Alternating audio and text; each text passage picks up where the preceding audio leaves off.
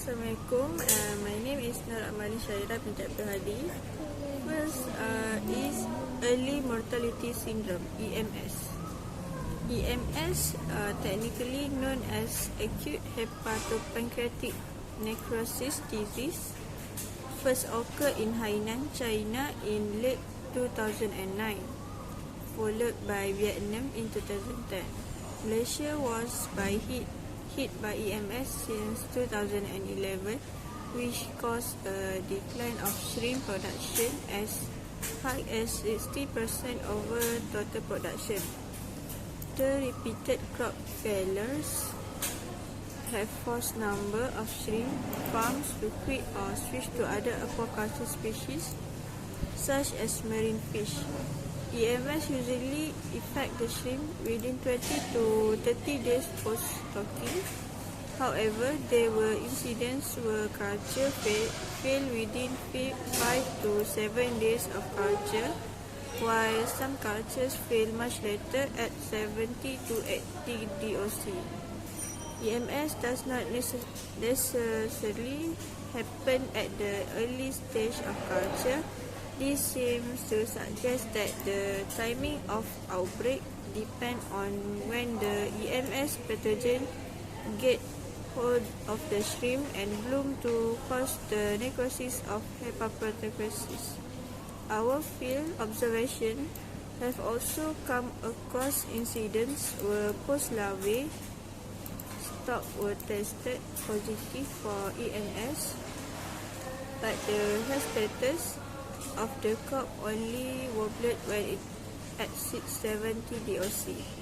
With more and more shrimp farming areas confirmed to be endemic for EMS, we foresee EMS to remain as a problem for some time, but will not be as catastrophic compared with the early years. Based on our field experience, we are the opinion that following measure could help the shrimp farming industry to survive from EMS.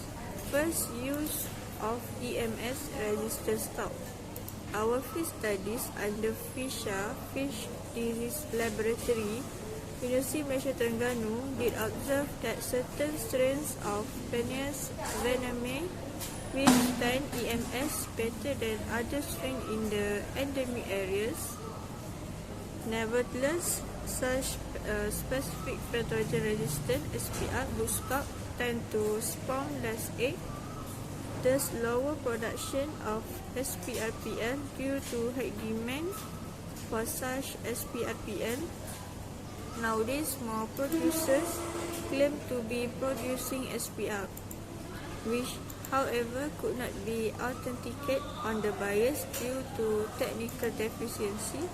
Among the SPR stock, we found that the resistance varied in farms from batch to batch, which could possibly mean that some stock are actually at the level of specific pathogen tolerance. This could have happened if there was lack of resistant quantification during the development of SPR strain. Second, create and maintain a healthy microbiota in shrimp ponds. The traditional shotgun is infection of pond bottom, and water may do more harm than good because the nutrient available after this infection may favor the bloom of relatively fast-growing bacteria such as Vibrio, including those causing EMS. We observed that the presence of EMS toxin strain in shrimp pond did not pose immediate risk of outbreak when an effective microbial management strategy was successfully applied to the pond. However, this could also be affected by the virulence of the EMS Vibrio strain involved.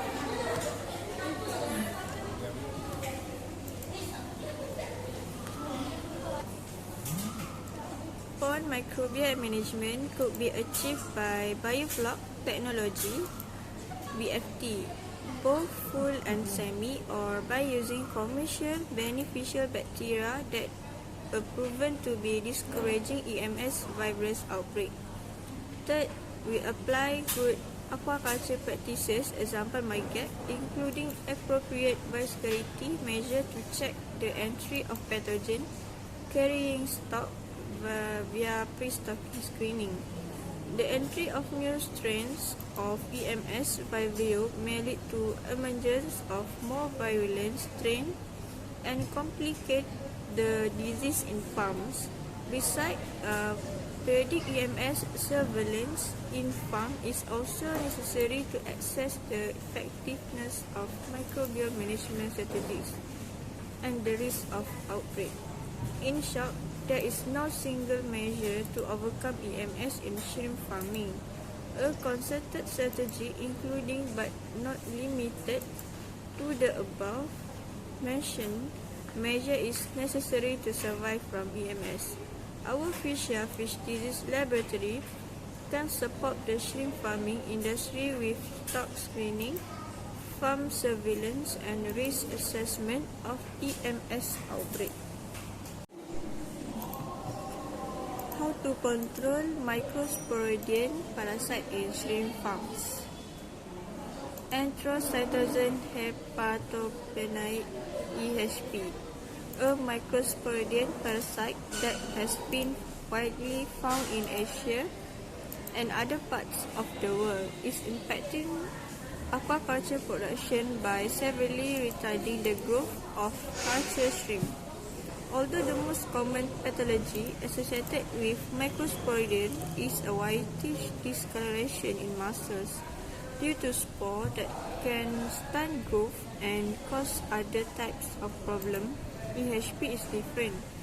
It only infects the tubules of the hepatopancreas in shrimp, which damage the ability of the critical organ to gain nutrition from feed. It is widely understood that EHP does not cause mortality but heavily limits growth. Formerly classified as protozoa, genomic taxonomy has determined that Microsporidians are closely related to fungi.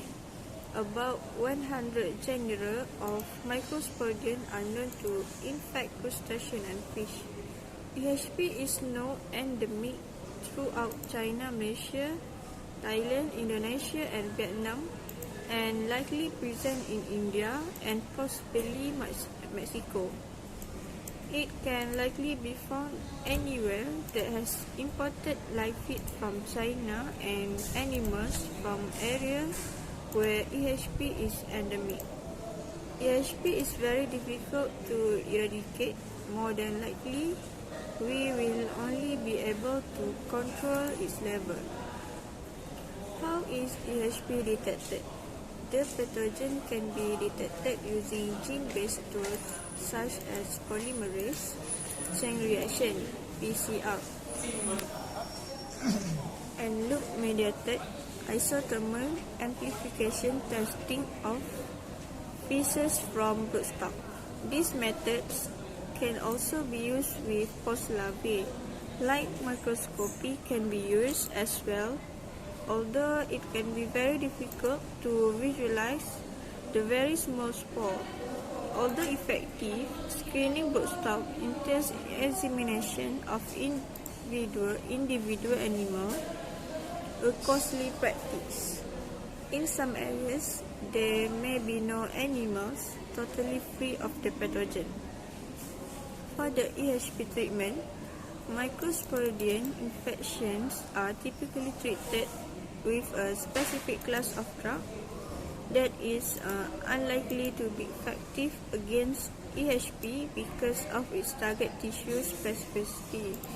Dealing with the problem entails a three-pronged strategy incorporating biosecurity in the hatchery, proper pond preparation, and proper pond management during the growth cycle. Total elimination of Microsporidian may not be possible. The best approach is to lessen the loads coming into ponds and control the levels the ecosystem allows. The directed vector of EHP in pond has not yet been identified. Biosecurity in hatchery is proper practices and procedure for biosecurity in hatcheries can help control EHP. No live feeds.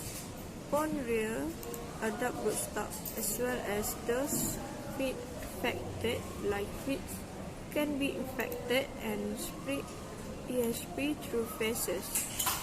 The use of live animals including polychaeters, clam, warm water, squid and locally produced Artemia in broodstock maturation facilities poses a significant biosecurity risk and should be discouraged.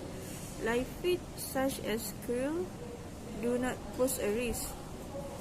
If live feed are used, they should be frozen, pasteurized, or even irradiated. Disinfection. Maturation facilities and hatchery should be dried out completely, washed, and then disinfected with a caustic solution of sodium hydroxide. It has been suggested that all equipment, pipes, and tanks should be soaked in a 2.5% sodium hydroxide solution for at least 3 hours. After this, the remaining caustic solution should be washed away and all of the treated materials allowed to dry for an extended period. Rinse before use with acidified chlorine at 200 ppm and pH less than 4.5. Microsporidium spores are extremely resistant to most treatments, and completely elimination will prove challenging. The goal is to substantially lower the load. Proven strategies for washing the rinsing now apply with the appropriate mix of fresh water and chemicals, which is iodine and formaldehyde among others, that can weaken the passive attachment of spore or to egg and now apply. This lessening transmission must become routine. This is an effective tool against EHP as well as for lowering the load of the bacteria that cause early mortality syndrome that pass from broodstock to push larvae. For the pond preparation, high organic load typically relate to spore load.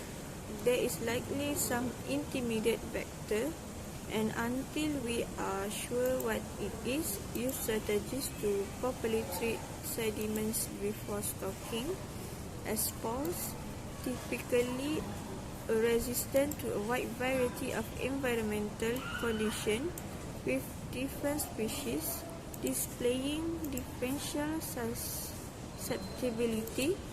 The general suggestions are to physically remove accumulated organic matter and treat pond bottom with a very caustic material to bring the pH to 12 and kill many of the spores. Killing all of them may not be possible. It has been recommended that earthen pond be disinfected with very heavy use of calcium oxide or quicklime, applied at a level of 6,000 kg or greater. Pond bottom must be completely dry. Blow the quicklime into the dry sediments to a depth of 10 to 12 cm. Then moisten the sediments to activate the lime. If the application is done properly, the pH of the soil will rise to 12 or more within days, and then gradually return to normal as the quicklime becomes calcium carbonate. Pond management.